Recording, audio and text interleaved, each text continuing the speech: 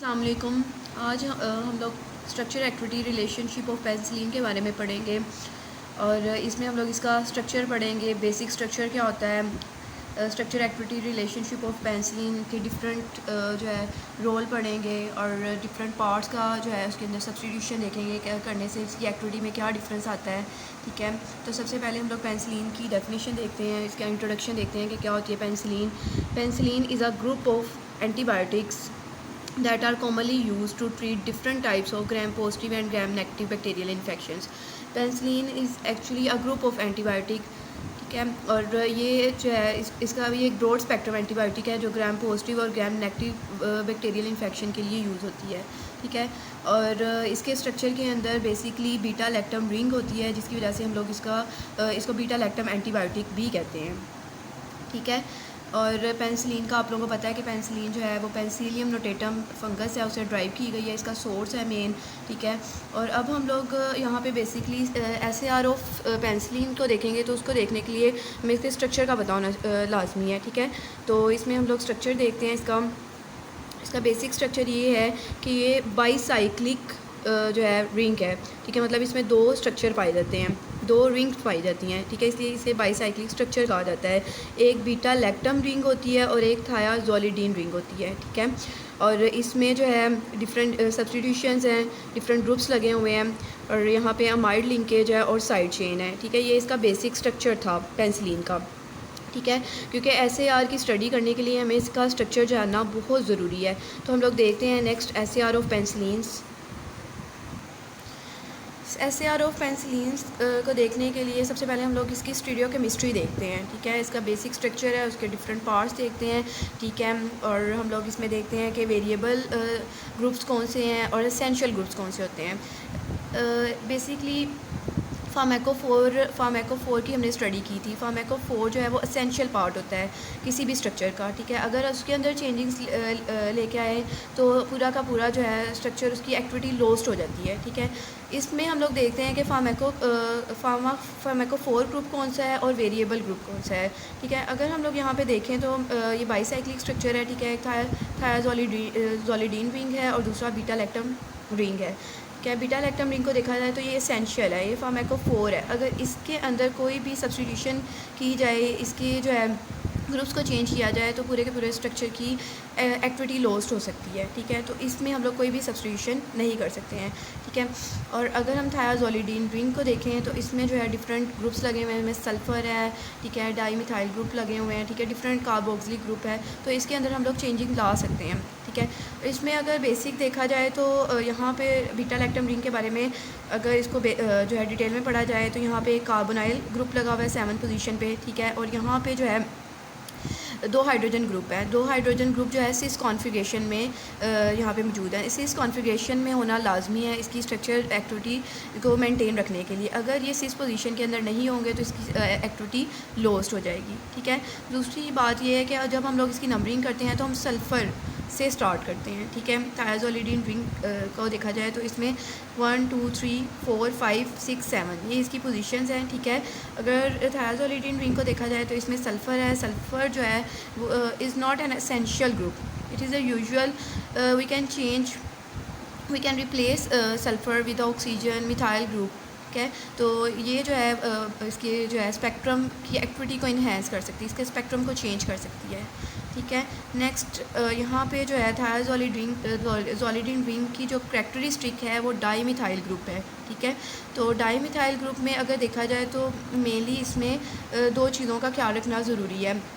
एक आपका जो मिथाइल ग्रुप है वो इन प्लेन है और अगर दूसरे को देखा जाए तो वो अबव द प्लेन है। ठीक है, तो ये बेसिक चीज़ें हैं जिसको जो है ना याद रखना ज़रूरी है। ठीक है, ये अबव द प्लेन है और ये बिलो द प्लेन है। और अगर यहाँ पे देखा जाए तो यहाँ पे कार्बोक्सिलिक ग्रुप मेनली होता है। ठीक है, यहाँ पे आर की जगह यहाँ पे हाइड्रोजन होता है, लेकिन हाइड्रोजन की जगह यहाँ पे हम लोग रिप्लेस कर सकते हैं इसे सोडियम और पोटेशियम आयंस से। ठीक है, जो इसकी एक्टिविटी को इन्हेंस कर सकते हैं। ठीक है, और इसका बेसिक जो है मकसद यहाँ पे कार्बोक्सिलिक एसिड का ये है कि ये जो है पेंसिलिन को प्रोटीन बाइंडिंग साइट के ऊपर जो है हेल्प करते हैं कि वो अच्छे से वहाँ पे बाइंड हो जाए। ठीक है, ये तो सारा था थायाजोलिडीन रिंग के बारे में, बीटा लैक्टम रिंग के बारे में, ठीक है। ये एसेंशियल होती है, ये वेरिएबल है। इसके अलावा अगर हम लोग यहाँ पे देखें तो यहाँ पे हमारे पास असाइल अमाइड साइड चेन है, ठीक है। ये भी एसेंशियल होती है, इसको भी हम लोग चेंज नहीं कर सकते हैं, ठीक है। और आर देखा जाए तो आर जो है वेरिएबल होता है। हम लोग ये साइड चेन होती है, इसकी जगह हम लोग कोई भी जो है सब्स्टिट्यूशन कर सकते हैं, कोई भी ग्रुप लगा के जो है एक्टिविटी को जो है चेंज कर सकते हैं, ठीक है। तो बेसिकली अगर यहाँ पे हम लोग इलेक्ट्रॉन विड्रॉइंग ग्रुप को ऐड करें, ठीक है, तो इससे जो है स्टेबिलिटी इन्हेंस होती है, ठीक है। क्यों स्टेबिलिटी इन्हेंस होती है? क्योंकि इलेक्ट्रॉन विड्रॉइंग ग्रुप जो है वो एसिड डिग्रेडेशन से प्रिवेंट करता है, स्ट्रक्चर की एसिड डिग्रेडेशन होने से बचाता है, ठीक है। और दूसरा, अगर हम लोग यहाँ पे बल्की ग्रुप को ऐड करें, यहाँ पे बल्की ग्रुप को जो है लगाएं, तो यहाँ पे जो इंजाइम होता है बीटा लैक्टमेज, तो ये उससे प्रिवेंट करता है, ठीक है। उससे रेजिस्टेंस प्रोवाइड करता है, जिससे स्ट्रक्चर की एक्टिविटी मेंटेन रहती है।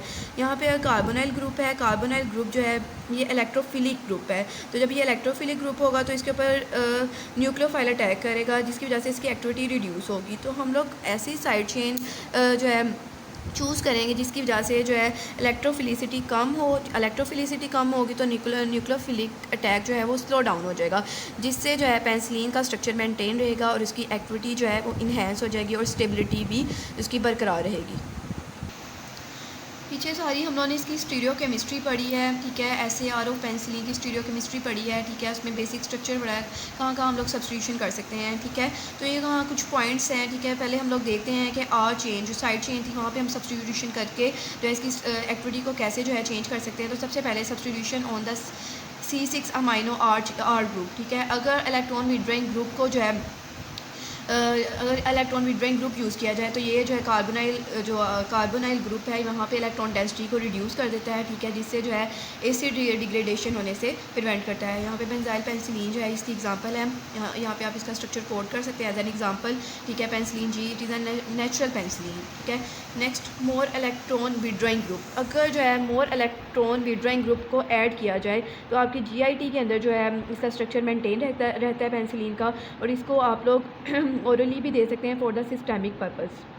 इसका आप स्ट्रक्चर देख सकते हैं, ठीक है। इसमें मुख्तलिफ एग्जांपल मैंने ऐड की हुई हैं, ठीक है, विद अब्जॉर्प्शन, ठीक है। बेंजाइल पेंसिलिन को देखा जाए तो इसका छोटा स्ट्रक्चर है ठीक है। और अगर इसके अब्जॉर्प्शन को देखा जाए तो 15 to 30% इसकी जस्ट अब्जॉर्प्शन होगी।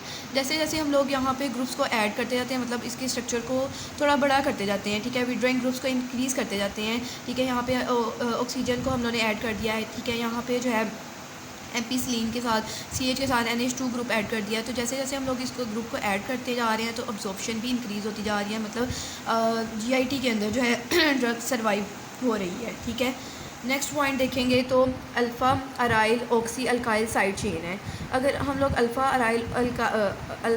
Aryl oxy alkyl side chain को ऐड करते हैं तो ये स्टेबिलिटी को भी इंक्रीज़ करता है और ओरल अब्जॉर्प्शन को भी इंक्रीज़ करता है। इसमें डिक्लोक्सासिलीन है, ऑक्सासिलीन, मेथिसिलीन, पेंसिलिन भी, मतलब ये सारी इसमें एग्जांपल है।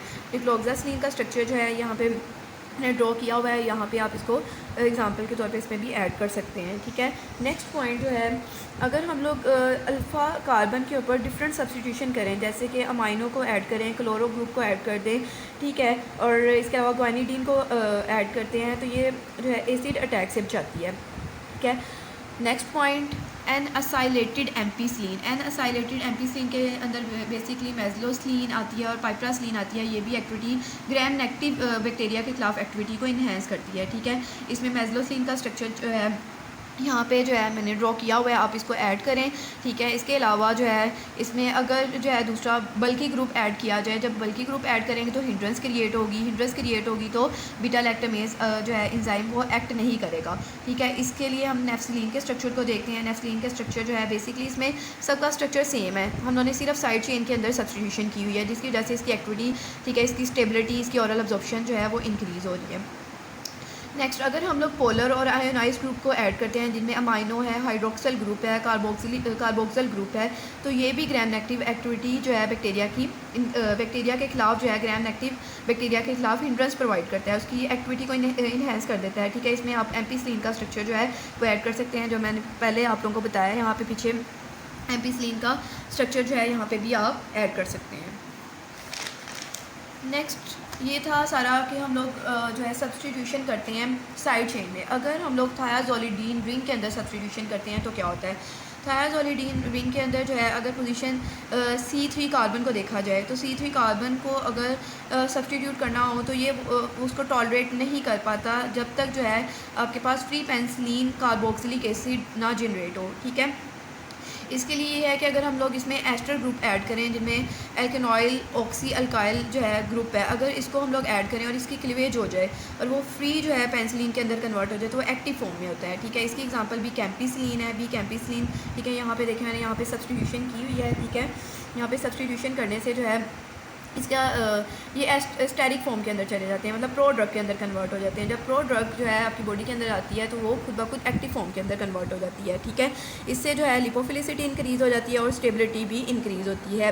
ठीक है, नेक्स्ट अगर कार्बन की सेकंड पोजीशन को देखा जाए, ठीक है, थायाजोलिडीन रिंग के अंदर, तो यहाँ पे डाईमिथाइल ग्रुप मौजूद होता है। ठीक है, एक अबव प्लेन होता है और एक बिलो द प्लेन होता है। अगर इनमें से किसी एक ग्रुप को हम लोग रिप्लेस कर दें मिथाइल ग्रुप को विथ 3,4 डाईएसीटॉक्सी बेंजोइक एसिड तो ये बेटर एक्टिविटी प्रोवाइड करता है। ठीक है, थायाजोलिडीन रिंग के अंदर ही सल्फ़र फर्स्ट पोजीशन पे मौजूद होता है। ठीक है, अगर जो है सल्फ़र जो है उसको चेंज किया जाए ऑक्सीजन के साथ मिथाइल ग्रुप के साथ चेंज कर दिया जाए तो ये broad spectrum antibacterial activity provide करती है। लेकिन पेंसिलिन के अंदर जो है सल्फ़र ही ऐसा एटम है पोजीशन 1 के अंदर जो कि इसकी एंटीबैक्टीरियल एक्टिविटी को मेंटेन रखता है। ठीक है, नेक्स्ट थायाजोलिडीन रिंग के अंदर अब हम लोग लास्ट सब्सटीट्यूशन देखी जाए, ठीक है, जिसमें नाइट्रोजन ग्रुप आ जाता है 4th पोजीशन के ऊपर। तो यहाँ पे हम देखते हैं कि हम सब्सटीट्यूशन कर सकते हैं या नहीं कर सकते हैं, लेकिन यहाँ पे हम लोग सब्सटीट्यूशन नहीं कर सकते। लेकिन अगर यहाँ ये एसेंशियल ग्रुप है, यहाँ पे अगर हम लोग सब्सटीट्यूशन करेंगे तो सारी की सारी जो एक्टिविटी है स्ट्रक्चर की वो लॉस्ट हो जाएगी।